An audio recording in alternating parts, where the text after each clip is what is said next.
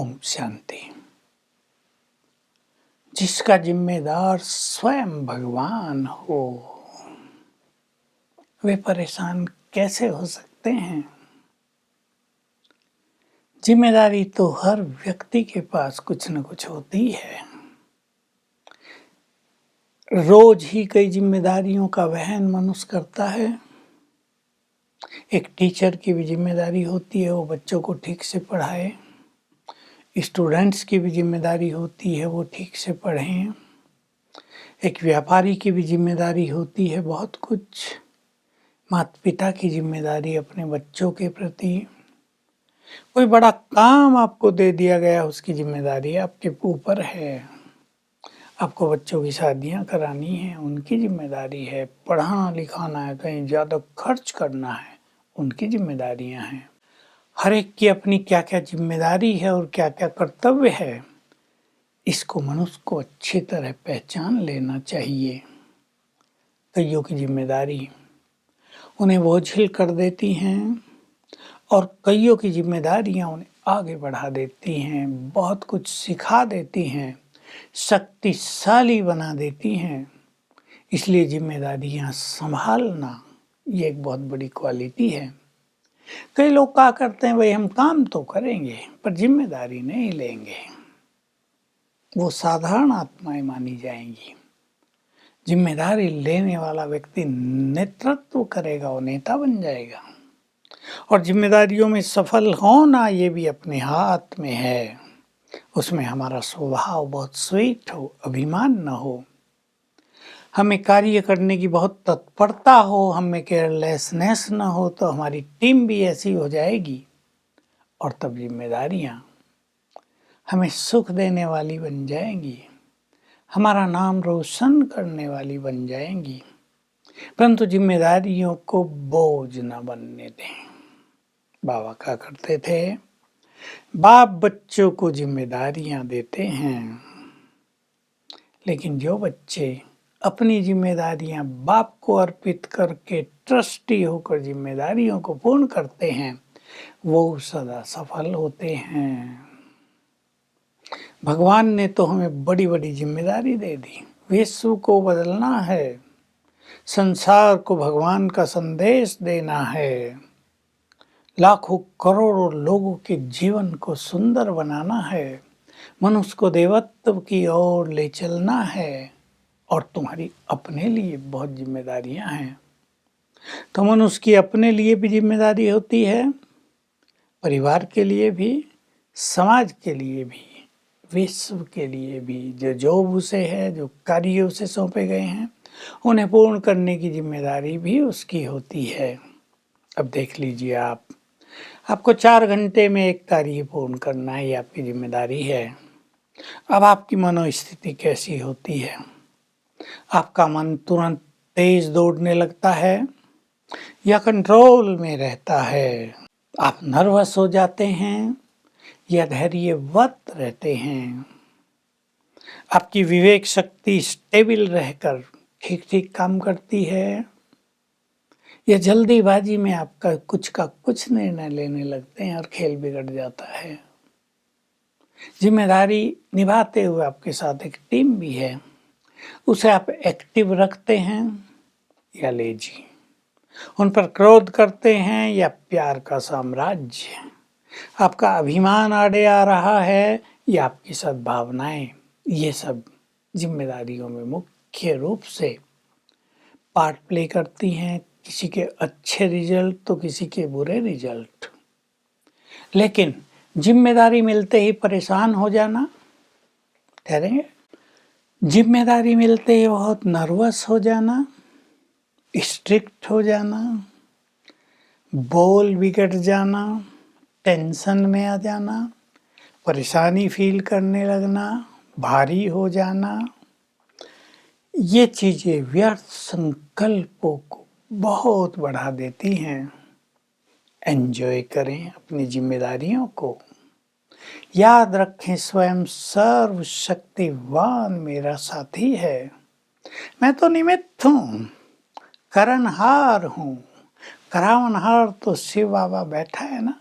उसकी शक्ति से सारा कार्य सहज ही पूर्ण हो जाएगा।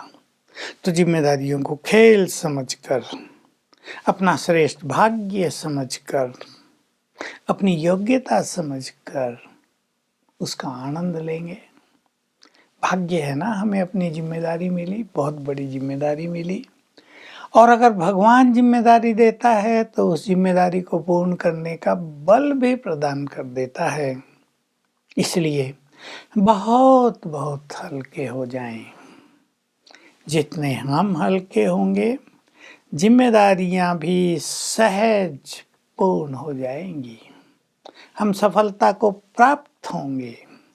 और अगर हमने अपने मन को भारी कर लिया, हम टेंशन में आ गए, क्या होगा, ऐसे करूं वैसे करूं, ये लोग साथ देंगे या नहीं देंगे, हम सफल ना हुए तो क्या हो जाएगा, यदि इस तरह का चिंतन चलने लगा तो जिम्मेदारी जो हमें मिली है, जिसे हम निभा रहे हैं, उसमें बाधाएं बहुत आएंगी और हमें हार जीत, असफलता का सामना भी करना पड़ सकता है। इसलिए भगवान हमारा साथी है। अपने में बहुत विश्वास रखते हुए हम करेंगे ही, हम नहीं करेंगे तो कौन करेगा, ये ईश्वरीय नशा अपने साथ ले लें। जिनको भगवान साथ दे रहा वो बड़े कार्य नहीं संभालेंगे तो कौन संभालेगा। बिल्कुल अपने को व्यर्थ से मुक्त कर दें। हमें व्यर्थ सोचने की, ज़्यादा सोचने की जरूरत ही नहीं। याद रखें, कल्प कल्प हमने इन जिम्मेदारियों को पूर्ण किया है, सफलता को प्राप्त किया है, विजय को प्राप्त किया है, अब भी सफलता हमारी ही होगी। इसलिए अभी आप स्टूडेंट हैं, एग्जाम आ गया है, आपकी जिम्मेदारी है, आपने एक संकल्प किया है, इतने मार्क्स लाने हैं, तो आपकी जिम्मेदारी है बहुत मेहनत करना। आपकी जिम्मेदारी है आपके परिवार, माता पिता का नाम रोशन करना। तो अपने अंदर बहुत अच्छा कॉन्फिडेंस धारण कर लें, कॉन्फिडेंस ले आए, हम करेंगे ही।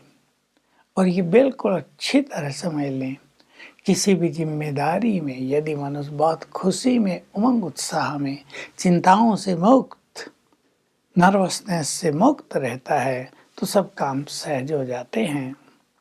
आपको एक सुंदर मकान बनाना है, उसकी जिम्मेदारी आपकी है। आप सहज भाव से कार्य करते रहें, क्योंकि कार्य करने वाले तो आपके साथ कई हैं। उनमें उमंग उत्साह भरते रहें, उन्हें मोटिवेट करते रहें, सब इंतजाम करते रहें, दूसरों को जिम्मेदारी देकर अपने साथी बना लें।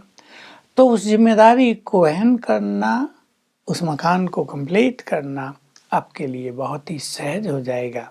तो चाहे आपको ईश्वरीय कार्यों की जिम्मेदारी है या लौकिक कार्यों की जिम्मेदारी है, इन व्यर्थ संकल्पों से सदा मुक्त रहें। क्या होगा, कैसे होगा, इतना पैसा कहाँ से आएगा, कौन हमें मदद करेगा, न हो पाया तो क्या होगा, जग हसाई हो जाएगी। नहीं, आज तक रिजल्ट देखा है। जो बाबा को साथ लेकर चलते हैं, जो करावन हार की स्मृति में रहकर कार्य करते हैं, अनेक साथी उनके बन जाते हैं। मैंने कई जगह देखा, बड़ा मकान चालू तो कर दिया पर पैसा कहाँ से आएगा। सभी भाई बहनें कहते थे हो जाएगा बहन जी, फिर भी बहन जी को जरा थोड़ा सा रहता था डर सा के पता नहीं कितना समय लगेगा, कहीं बीच में काम न रुक जाए। लेकिन सभी ने हिम्मत बढ़ाई, उमंग उत्साह बढ़ाया, पैसा आता गया, मकान बनता गया, समय से पहले एक सुंदर सेवा केंद्र बनकर तैयार हो गया।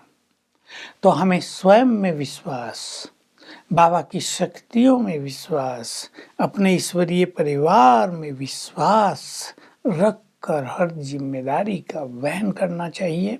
बस हमें ये सीख लेना है कि हमें अपना संगठन कैसे तैयार करना है, कैसे उसे यूनाइट करना है, कैसे उसे बल भरना है, हम ऐसा व्यवहार करें ताकि न हमें व्यर्थ संकल्प चलें, न जो हमारे साथी हैं उनको व्यर्थ संकल्प चलें, न हमें टेंशन रहे न उन्हें टेंशन रहे, हम भी हल्के रहें, सबको भी हल्का करके आगे बढ़ाएं। तो जिम्मेदारियां सचमुच हमें शक्तिशाली बनाएंगी, हमें अनुभवी बनाएंगी, हमारे विवेक को जगाएंगी, व्यर्थ संकल्पों से मुक्त करेंगी। ओम शांति।